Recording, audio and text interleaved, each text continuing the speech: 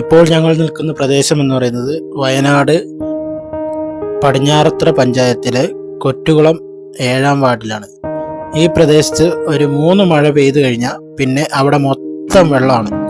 ആ നാട്ടിൽ കൊറ്റുകുളം പ്രദേശത്തുള്ള ആർക്കും പുറത്തേക്ക് പോകാനോ പുറത്തുനിന്ന് അകത്തേക്ക് വരാനോ ഒന്നും പറ്റില്ല.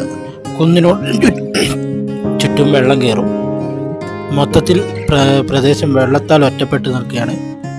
പിന്നെ അതുകൂടാതെ തന്നെ കുന്നിൻ്റെ മറുവശത്തായി 2 മലകൾ നിൽക്കുന്നുണ്ട്. ഒന്ന് കുറുമ്പാലക്കോട്ടയും ഒന്ന് ചെറിയൊരു മലയും കൂടെ. ആ 2 മലകൾക്കും ചെറിയ വിള്ളലുകൾ വന്നിട്ട് നാടിന് തന്നെ ഭീഷണിയായിട്ട് നിൽക്കുന്നുണ്ട്. അടുത്ത ഈ പ്രദേശം എങ്ങനെ ഉണ്ടാവും എന്ന് പോലും അറിയാൻ പറ്റില്ല. അടുത്ത മഴക്കാലത്ത് ഇനി ഇതുപോലെ വന്നുകൂടാ, നമ്മളെ ചൂരൽമലയിലൊക്കെ സംഭവിച്ചതുപോലെ സംഭവിക്കാതിരിക്കാൻ പറ്റില്ല എന്നൊന്നും പറയാൻ പറ്റില്ല. അതുകൊണ്ട്